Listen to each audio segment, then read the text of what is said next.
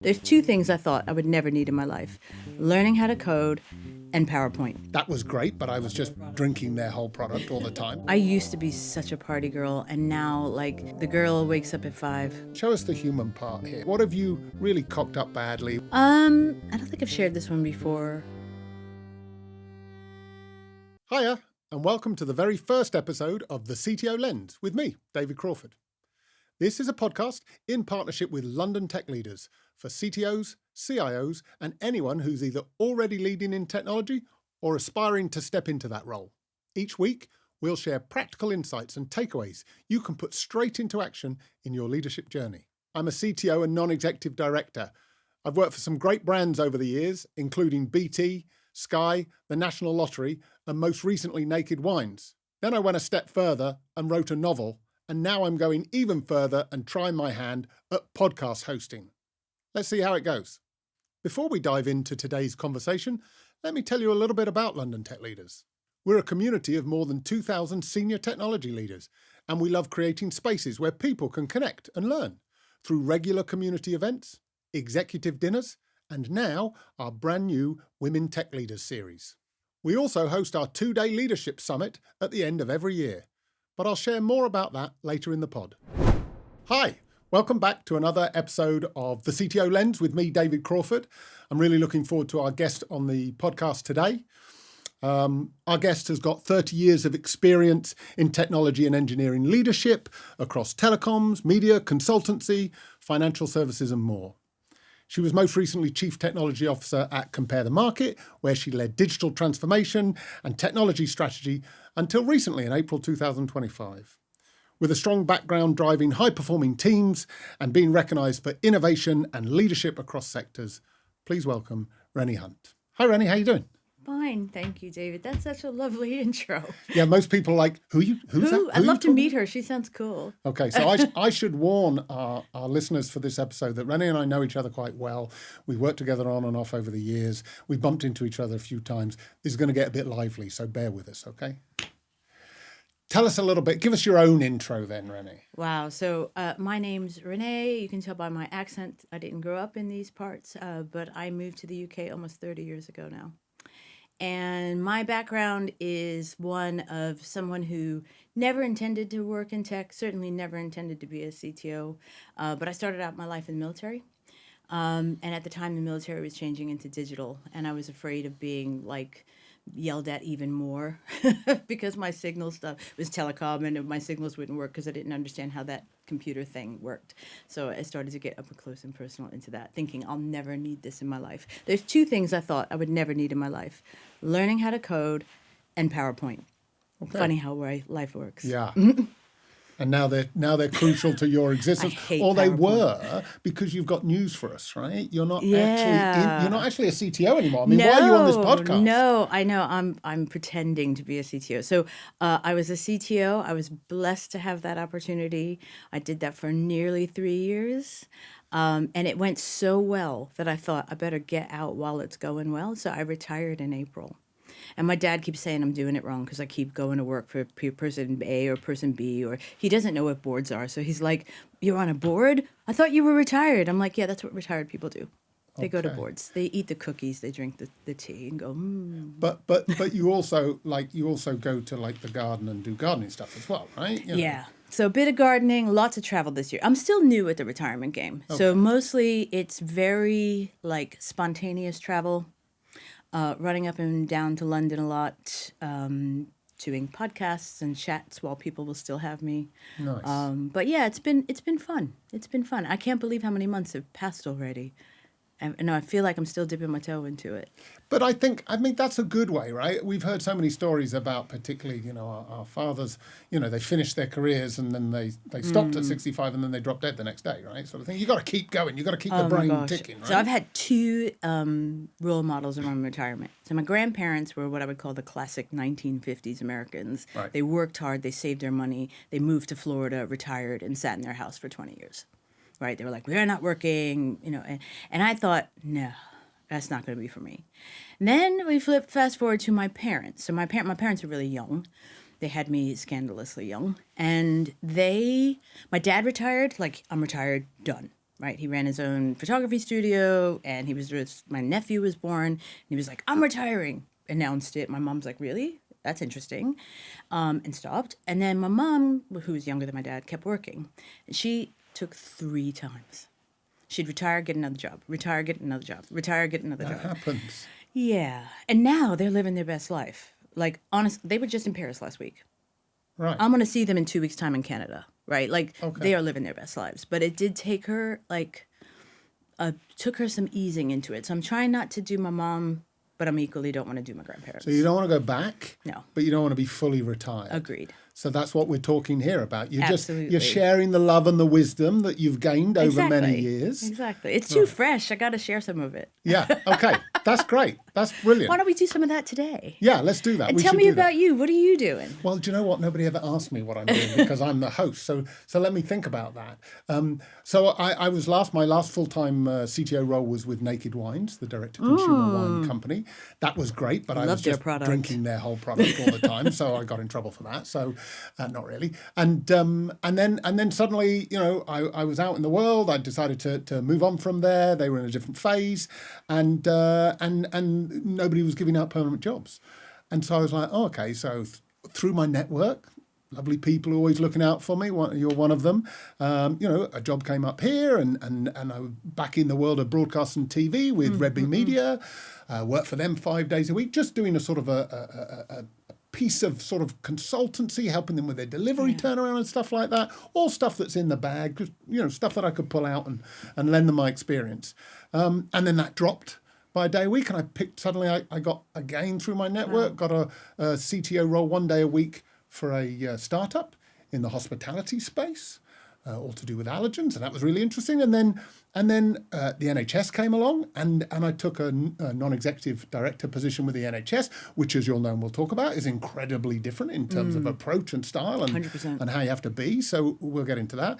And then I do ad hoc consultancy for Indava, doing lots of technical due diligence for private equity companies. So I'm really varied, and I class myself as the accidental fractional. I didn't set out to be fractional, and it sort of became popular over the last couple of years Sure. while I'm doing it. I didn't even know what it meant. Like, No. people were talking about fractional. I'm like, Exactly. like, there's math involved? Like, help me. And I'm like, okay, I get it now. It's If not I'm doing quite it, maths is not part-time. involved if I'm doing it, right? That's not happening. But it's not interim. It's not consultancy. It's sort of half it's not in, really half part-time out. either. No, exactly. And you have to spread it. I quite like the juggle. I don't like the diary juggle, but I quite like the context. How and did the we do intellectual that juggle. without a PA? I am so spoiled. Yeah, Like, both of you ladies, honestly, you spoiled me to no end, because the diaries are a nightmare. Yeah, It's yeah. hard work, that. But AI is going to solve that for us, right? We're going to have AI executive assistants. I'm working on it. So, Okay, great. we need to talk about AI, because if you're in a position of leadership and you're not actively engaged on a daily business basis of understanding how these tools work for you, you are going to have somebody tell you about it Yeah. in a way that's unhelpful, right? So it's probably the thing that I've played with the most since I retired. And I'd love to say it's because I'm on, Windsurfer or Lovable, like vibe coding, the world's next best app. No. I'm trying to figure out how to my Calendarly and my Proton Mail and da-da-da all talk to each other and sort of simulate my PA. Yeah. Right? And so far, When you crack that, let me know. Okay? when I crack that, I'm going to sell it. Yeah, yeah. So you're still working. You're not really retired. Come on. So I think you're right that you've got to be paying attention. I think about a year and a half ago, when this just was sort of getting a bit noisy, I was like, this is a bubble. I'm not interested. Nah. I'm near retirement. I'll forget it. And for about 6 months, I was just like, go away. And then I was like, yeah, I need to know about this. And so I lent in. I tell you, I'm going to say his name, right? So Pedro, 2.5 years ago, Yeah. I went to visit him in Portugal, Yeah. and we had a lovely time. What a lovely man. And he had just left his employer that we know, right? Right. And I was like, what are you doing with your time? And he told me he was playing with shitty AI back then. Sorry, I swore. Back then. And he was like, Renee, you have to get on this. Yeah. And I took that very seriously. I went back to work and I was like, right, Yeah. we're now going to create safe and legal routes for our teams to be using these tools. Chief Compliance Officer is going, I'm like, nope, we got to do it. They're doing it anyway. We got to do it. Early adopter on that. Definitely. And that network's important, right? Because 100%. You just mentioned Pedro, who's an ex-colleague of yours and mine when we were at Sky. Great guy. He's now in Portugal doing some amazing things out there with some startups. Yep. He phoned me yesterday. Right? Oh, awesome. And that happens all the time. Not from Pedro, but, that just those people that you've worked with and that core network, you can just phone them up and say, oh, can you just help me with this? Can you help me with that sort of thing? So, still in touch with all of those people. Listen, before we get too carried away and we start interviewing me, which is the wrong thing to do, We should interview you. Yeah, no, we're not doing that. That's This could be my new future That's job. a whole nother podcast, right? Just podcast flip, and I just flip it on people. You've broken the agenda already. Okay, what we're going to do is we're going to get to know you a little bit more, all right? Cool. So we've got some quick fire questions for you. Hopefully some about answers. shoes. Yeah, there's definitely Louboutin, I think, is the answer we're looking for. But let's go and see where we get to. So one app you can't live without on your phone. Oh, most recently it's my Aura Ring app because I'm sad that way. So Aura Ring. Okay. And I decided to get one at Christmas. My mom gifted it to me, and I'm obsessed with my sleep and stress data. So that one is like, yeah. Okay, I can understand how you do that. I was the same when I got my watch, but yeah, the Ring's a good one. Okay, agile or waterfall? Agile. Every day. If you weren't in tech, she's not in tech. Why have we got this question in? She's retired. Didn't you get that? Anyway, if you weren't in tech, what would you be doing? Product. Oh, come on. Is that the same? That's like first of all, there's a whole debate as to about whether that's the same area. But let's get further away. All right, so if I wasn't in tech, my actual other dream job is I would love to do things like city planning and figuring out like what order the traffic lights should go in and stuff like I find that level of sort of data science and statistics really, really fascinating. That's so interesting because my alternative is that I would own and run a factory. That's because cool. I love process and automation and how it all flows and stuff like that. We're just a couple of weirdos, really. Okay.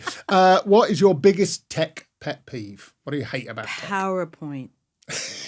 Even though you're great at it. Flipping engineers wasting 1 minute of their brain power trying to explain crap in PowerPoint. Or worse, animate the GIF. Oh, so stop. Yeah, Please, okay, good. no. We're done. A tech leader you admire, past or present? Paul Cutter.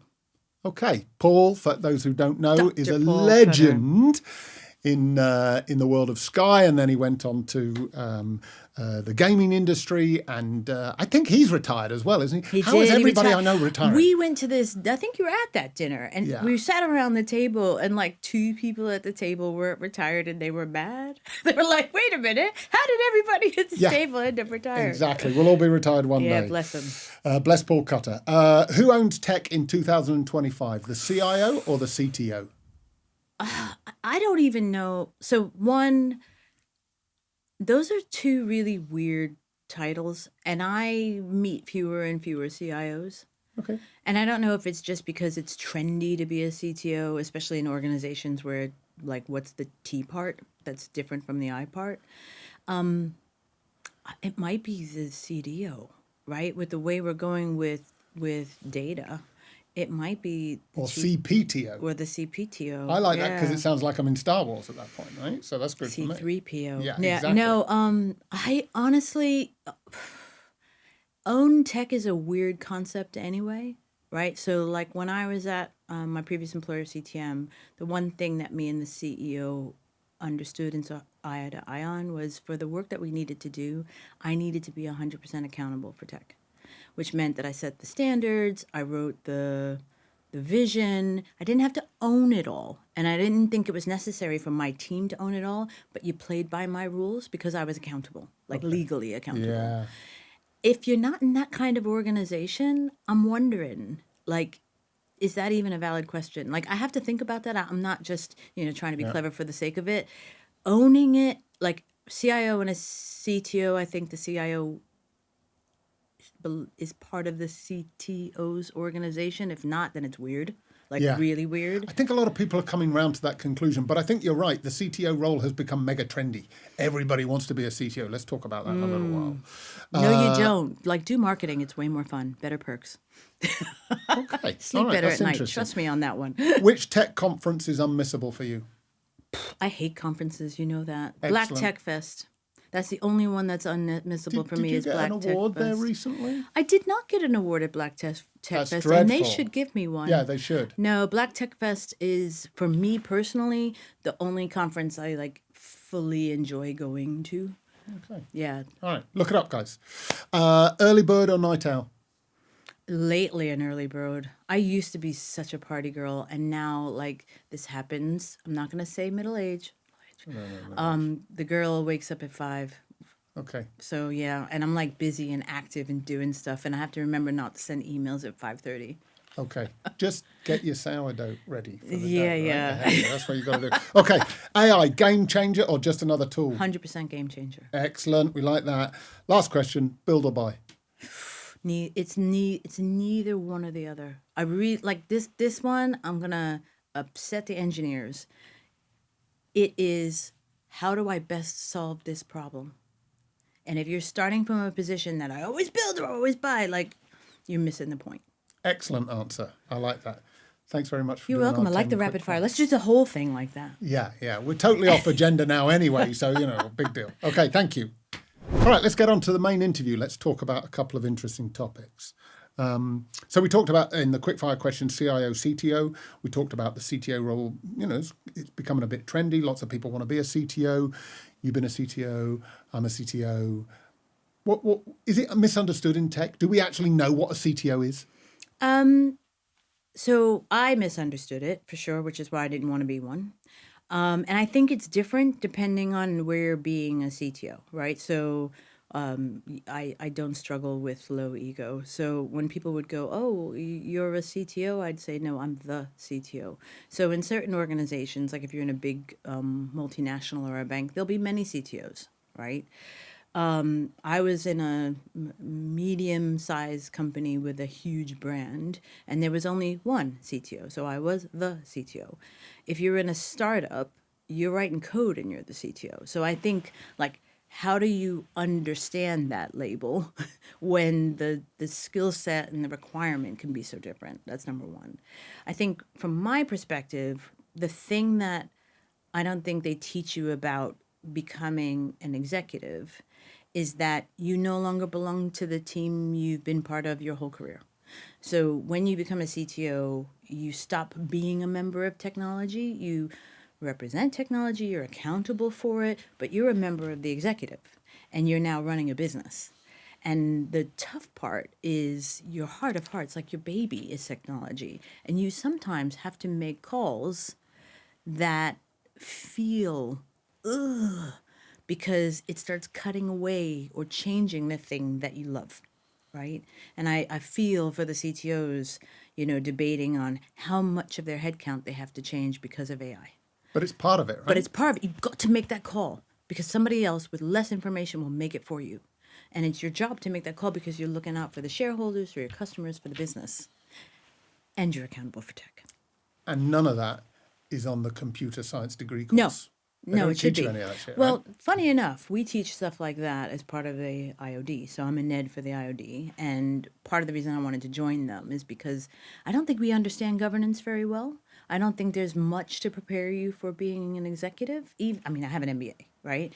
And yes, it taught me the skills I would need, but not the dynamic around that table. So if you are looking for information around that, the IOD offer courses, some of which are free, but come and join us. She's here all week. I'm here all week, friends. So interesting that you're part of the IOD, and you mentioned governance. So I a couple of years ago became a non-executive director in the NHS, and I was fortunate to get into that organisation. The NHS is Incredible. a fabulous organisation, and from a digital perspective, lots and lots of opportunity, right? So it's really interesting for me.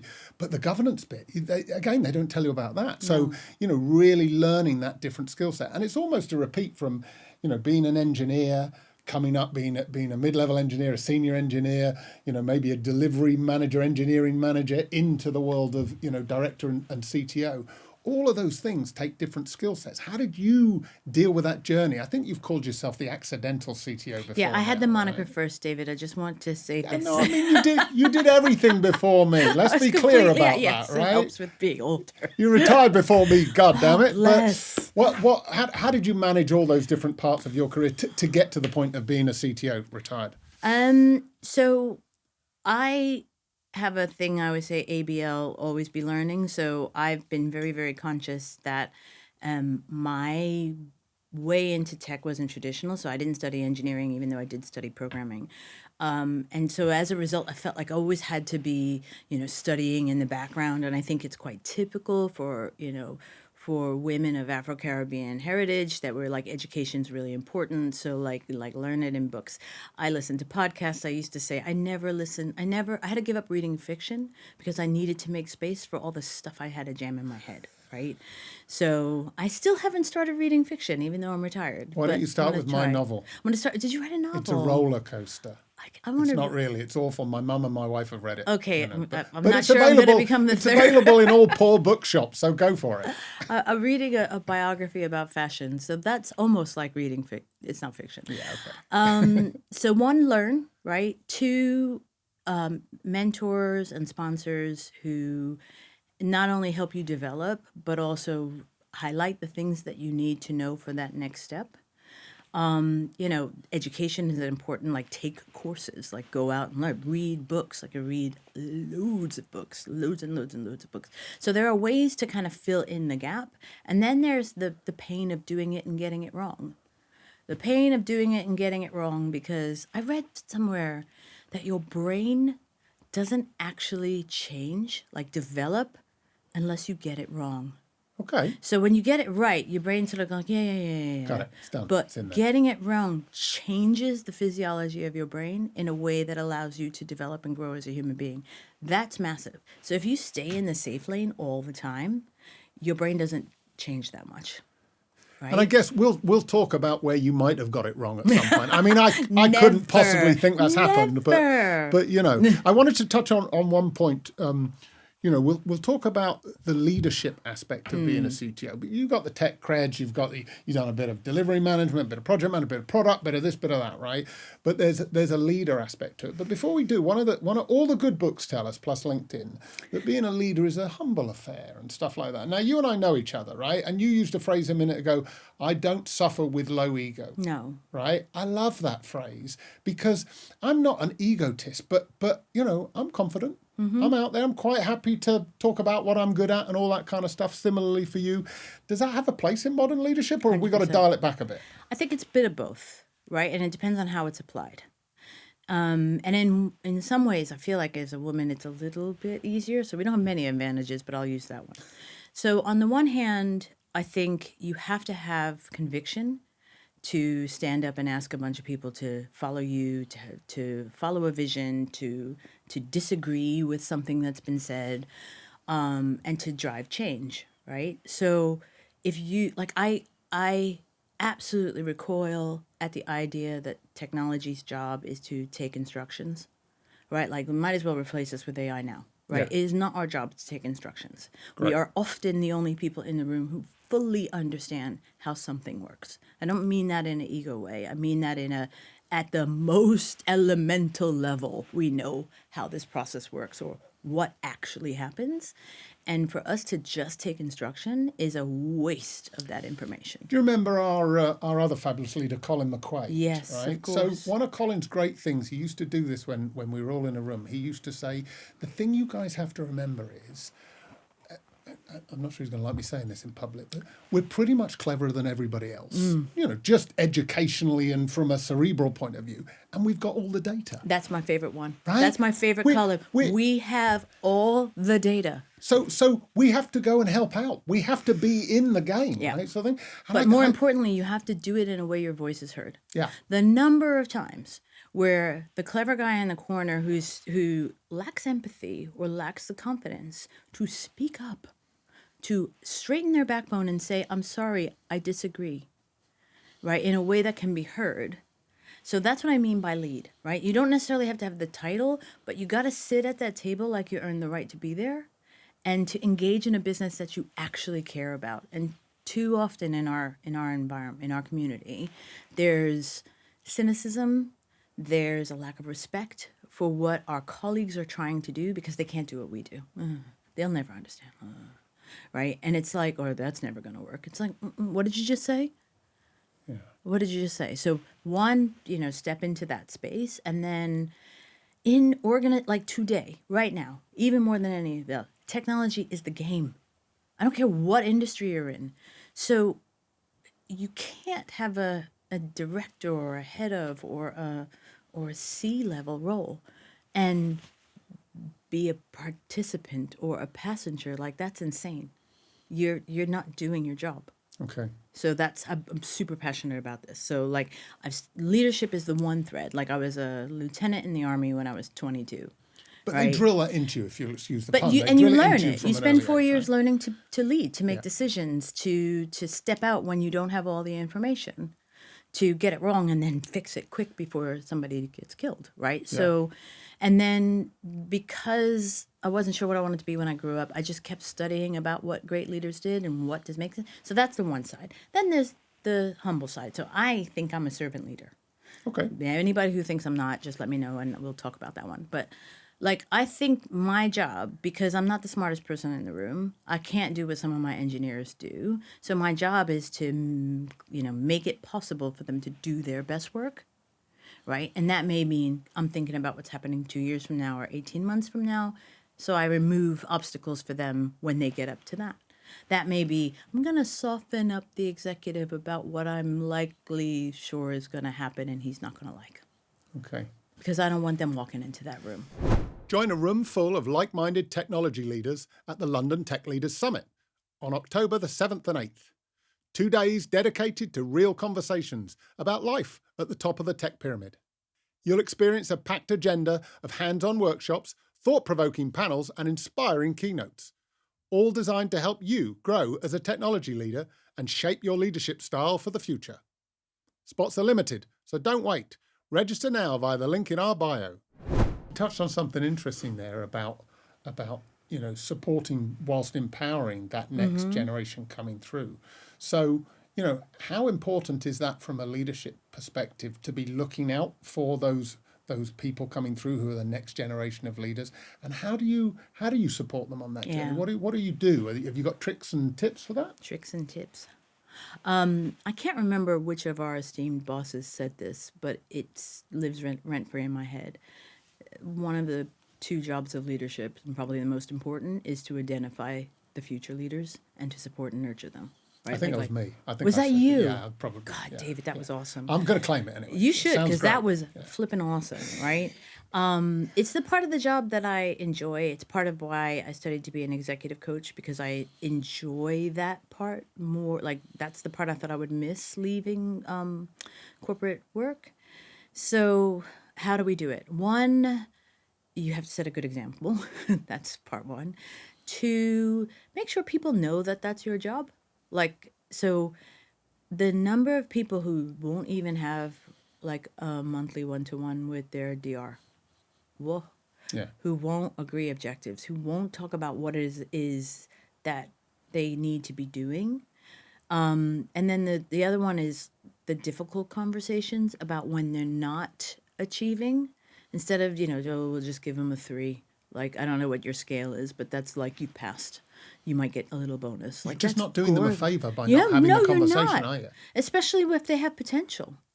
And if they're in the wrong job, have that conversation, right? So that's part of it. And then I think on the other side, it's about so mentors and sponsors have played such a big role in my career. Like I could not be where I am today without them.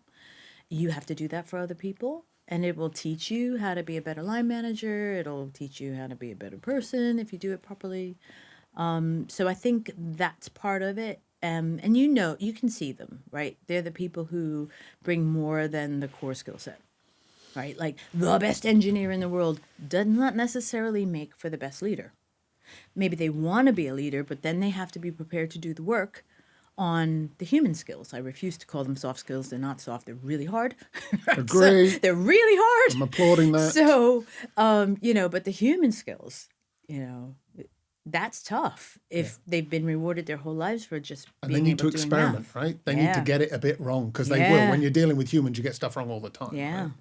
I think that, so what's really good, coincidentally, is that this podcast is all about helping that next generation come awesome. through, right? But I don't think it's good enough. Let's say we stick out 10 good solid episodes of this kind of quality of podcast, right?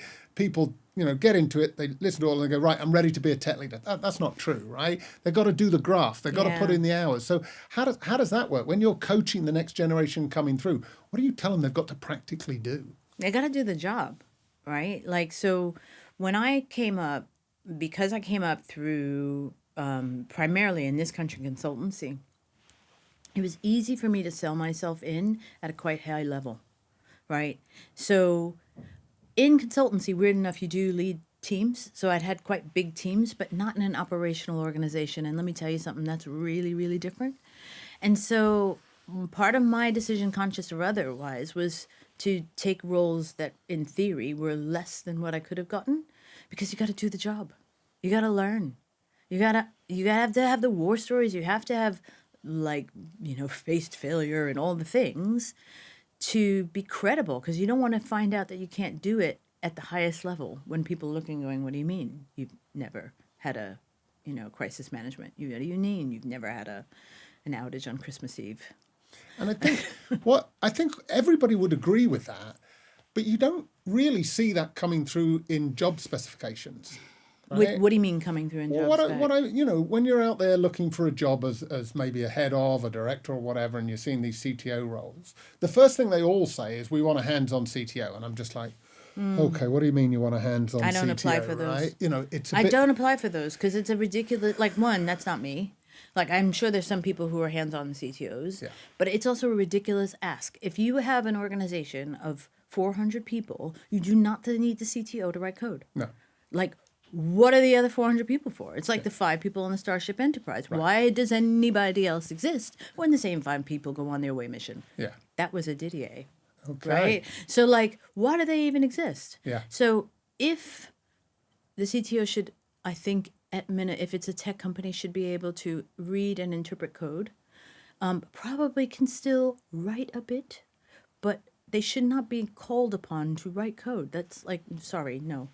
Yeah. Now, if it's a startup, fair play, right? Everybody's doing stuff, but no. That's true. Hands-on CTO. I recently, as I mentioned, took a 1-day-a-week startup fractional role, and they wanted me for sort of the raising money aspect of things. Yeah, that's a hands-on CTO. They wanted my CV off the back of it. Yeah, that's a hands-on CTO. Right? Mm-hmm. But actually, the dev team needed a bit of help. Very small, a little bit dysfunctional, et cetera, et cetera.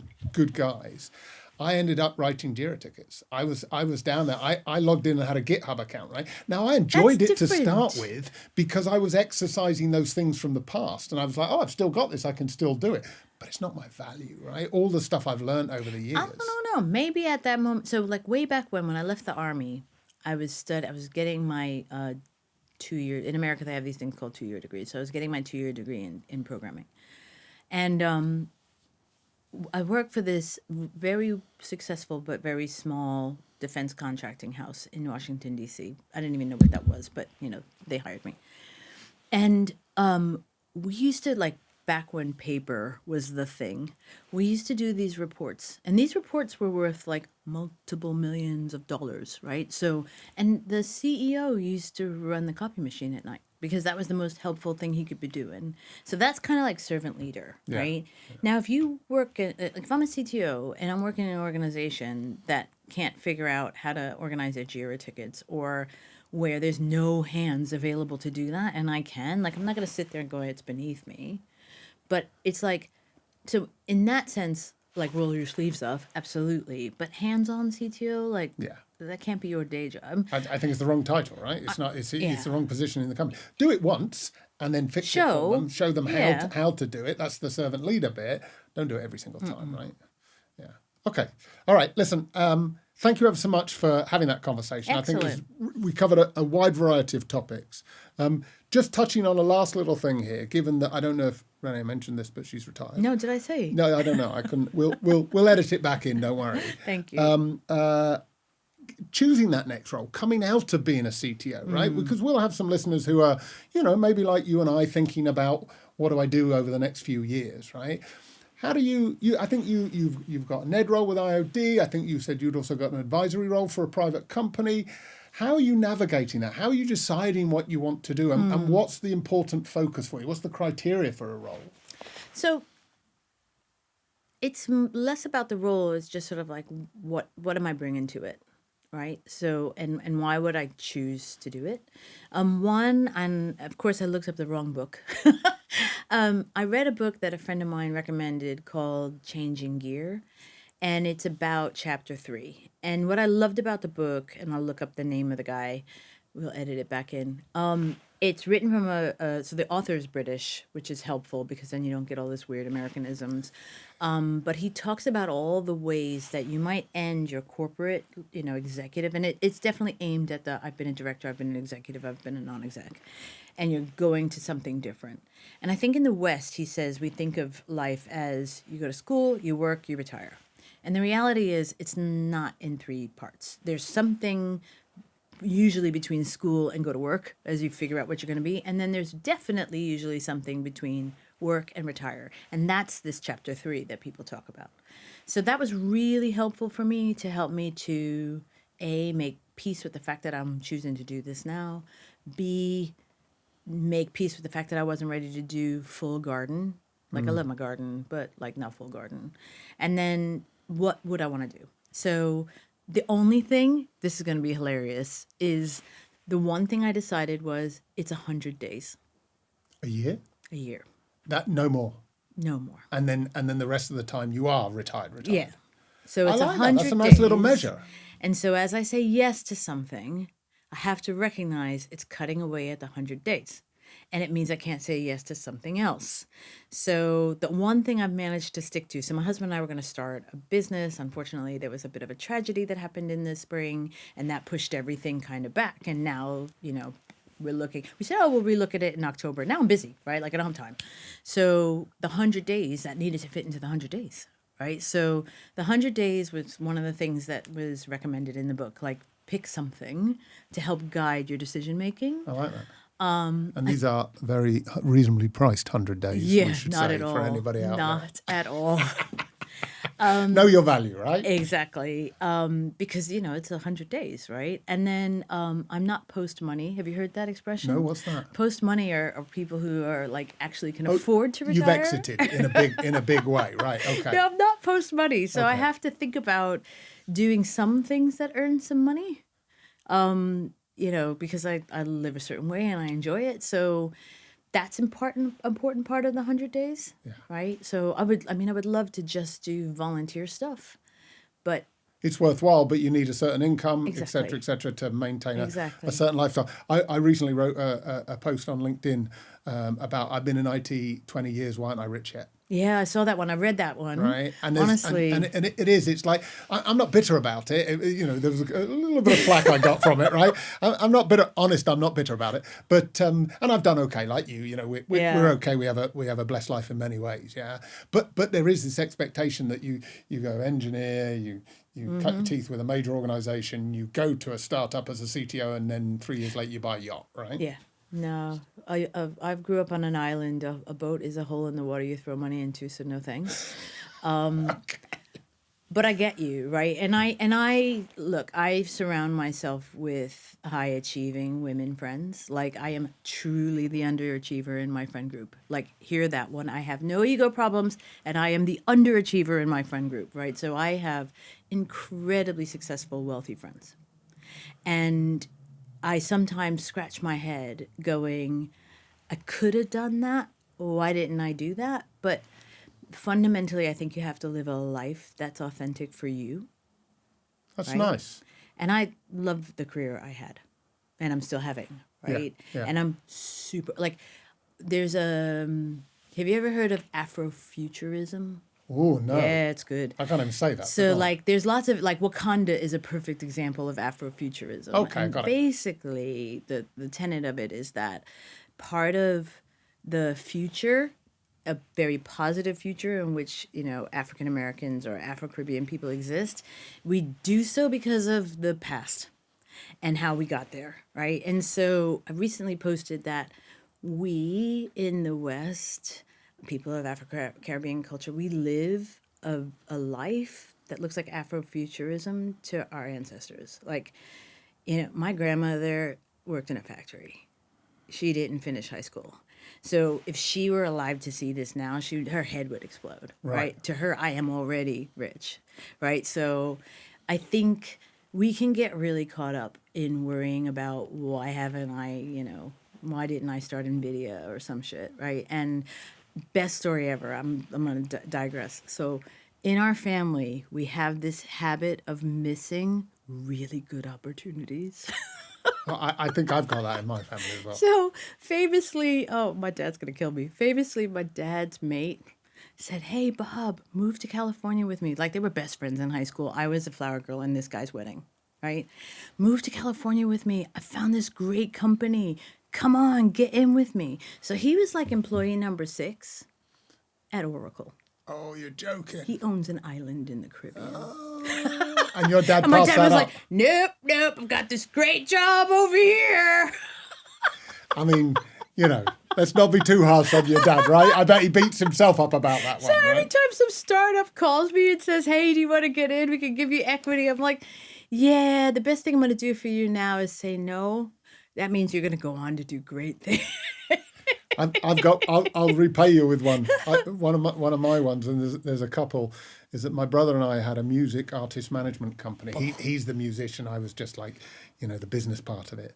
This is a few years back, and we were approached by the management team who run Busted and McFly. Of course. And we had a young band, and they went, "We want them to be the third, Busted, McFly, and then your guys."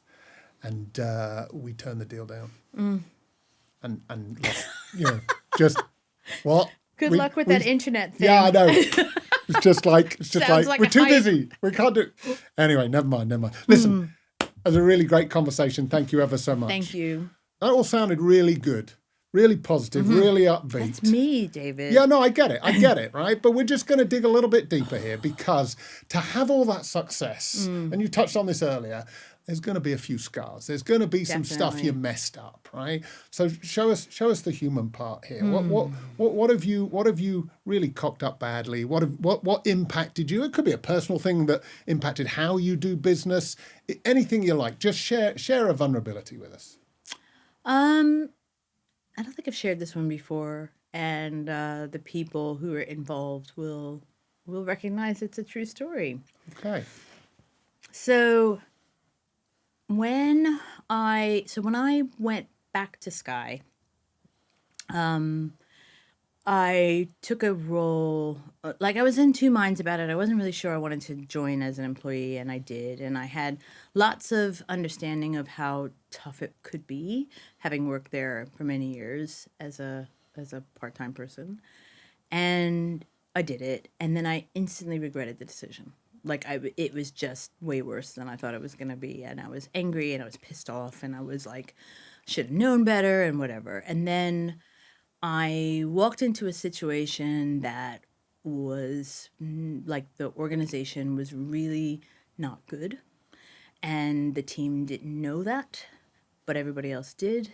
And the knives were out, and there were all kinds of, like, imagine this, politics at Sky. I know, Yeah. Shocker. Politics everywhere, and unbeknownst to me, my boss was quitting, so he wasn't particularly engaged. And I was like, what the heck?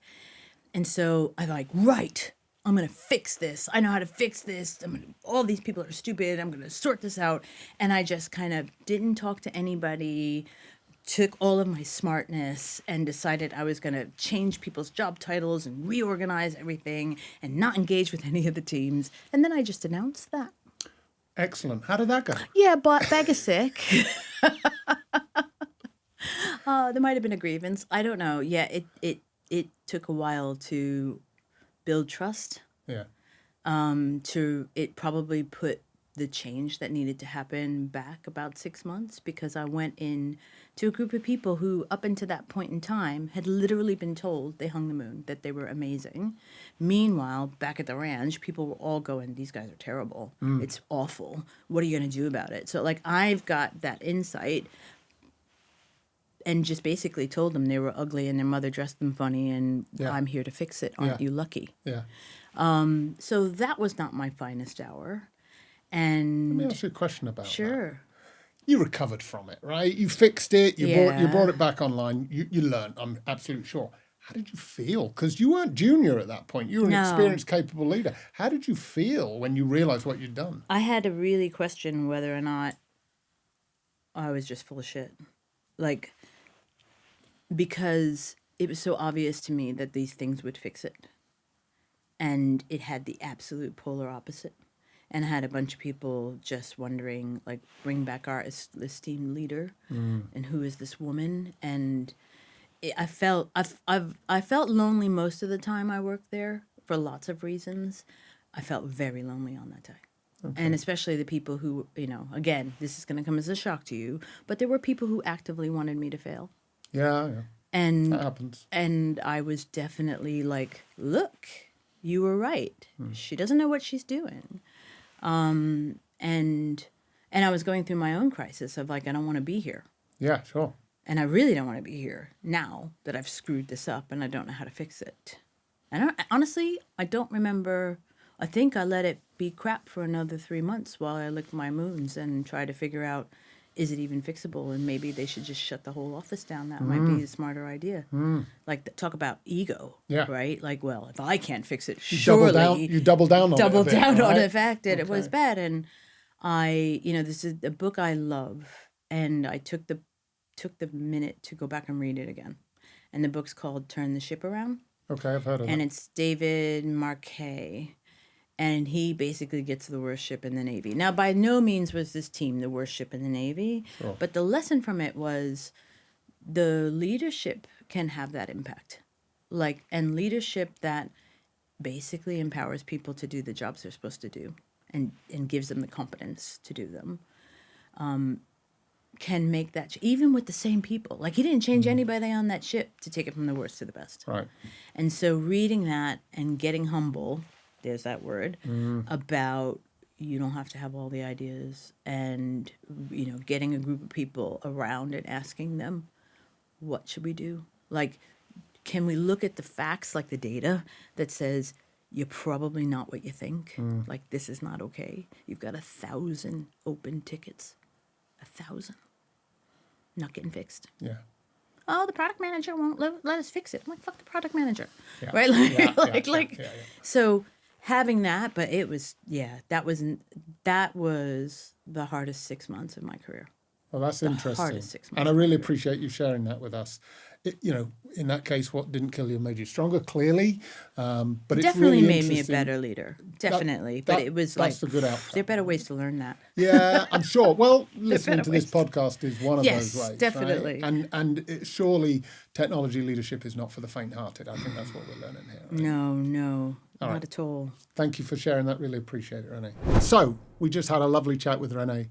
And she took us through so much. And normally at this point, I eloquently recap everything we've talked about. But there was just so much in there. I'm not sure I'm going to be able to do that eloquently.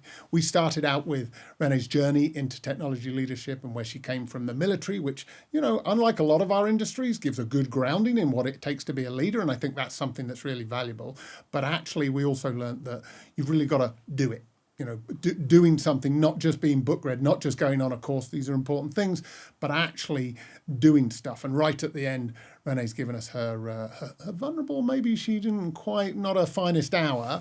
And the good news is that though there was some negative impact there, it made her stronger. It made her the better leader that she is today. We talked through a lot of the activities that Renee has done over the years, how she's worked with other people coming through into the technology leadership domain and how she's really helped them and done some of her executive coaching. We flipped off to beyond CTO beyond technology leadership, becoming maybe a non-executive director or a NED. Renee may have mentioned that she was retired. I can't remember. And what it means to focus your time in areas that you're passionate about, but also keep back some of that time for yourself. And we may have people in our audience who are interested in retiring themselves, semi-retiring, taking on NEDships, etc., etc. I think that's, it's a good thing to start thinking about and having that plan. But for those who are still planning in their early career, we're going to ask Renee in a minute to give us a takeaway so that you guys can focus on the next step in your career. Okay, Renee, back to you. What is your takeaway for our audience here? Can I have two? Yeah, shoot. So for the folks because you said earlier in their career. Right. So if you're earlier in your career, I would say if you don't have a mentor and a sponsor and a coach, 3 different roles, you should be thinking about those 3 individuals in your life. So let me quickly go through it. A mentor is a person with whom you have chemistry. Ideally, they don't work in your company, and there's a reason, but they know you well enough to care about you and your development and your success. And they're going to just tell it like it is, and you can tell them like it is. You need these people in your life. You can have more than one. Number 2, a sponsor is somebody who does work in your industry, possibly and hopefully in your company, because they're speaking your name in rooms that you're not in. They're at the right level that they can look for opportunities for you and put you in the frame for things that you need for your development. And they're also listening for what other people are saying so that you can hear that as part of your feedback. And then the 3rd is an executive coach. Now, if you've not worked with a coach before, it's different than the other 2. And they're really about helping you to find the resources within you to be better and to do the job you do with more ease. I cannot say enough how much that was transformational for me. And as a result, I decided to qualify and become an executive coach. So I think these 3 are critical at every level, but especially for people who are still up and coming. And you need to have those 3. That's really great. The second one is for those of you who are in that director, head of, or even executive roles. You need to be thinking about what's next now. Honestly, even if you think you're not going to retire or move into your chapter 3 for another 5, 6, 7 years, that's 5, you're already late. You're already late. So start thinking with your financial advisor about how does that work? What do I need to be saving? What do I need to be investing in? But equally, start building those networks if you haven't done so yet, because you're going to need those networks if you're not post money when you retire to make sure that you can still do advisory work and NED work. I have one NED role that came from a headhunter. And I'm sure it's because of a network that I end up in front of that headhunter. Yeah. So you and I both talked about the role of that network. And don't make that face, especially if you're tech. Well, I don't want to do the networking. Networking isn't going to conferences and giving people your card or your LinkedIn QR code, whatever. Never works. It's keeping connection with people you've worked with. Right? Sending people stuff that you found helpful. If you aim to do more for your network than you ask from it, feed and water it like a really good plant, it will provide for you. So get out there and do that because you need to be thinking about starting to form that. And then, read that book about changing gears so that you can start thinking well ahead about how that might work for you. And then you can look as relaxed and comfortable as I do. Right. Two fabulous tips. I'm sure our audience will go out and start setting themselves up for future success based on those. Thank you ever so much for your time today, Renee. David. Really enjoyed the conversation. Please come back and tune into our next podcast. We'll be getting more technology leaders to talk about all sorts of interesting subjects. Come back and find us. Me and Renee are off down the pub. Let's go, Renee. Woohoo! So there we have it, folks. Another podcast wrapped up, and now would be a great chance for me to tell you about what we have coming up at London Tech Leaders. On October the 7th, 8th, we have our 2-day annual conference where you can see me and a few of the guests of the podcast discussing leadership-focused topics, such as harmonious versus high-performing teams, discussing whether technology leaders should build or buy, and also you might find a debate or two about the collapsing role of the C-suite.